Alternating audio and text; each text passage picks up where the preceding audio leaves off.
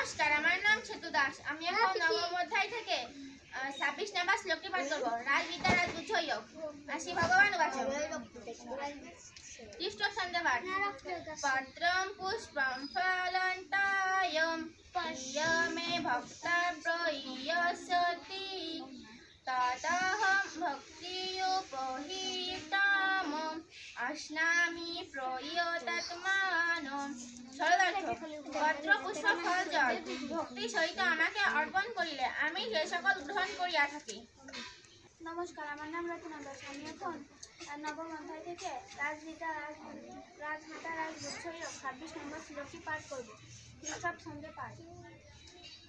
পত্রং পুষ্পং ফলম তয়ম মে ভক্তি পরিয়সতি তদাহম ভক্তিয়োপহিতাম অশ্নামি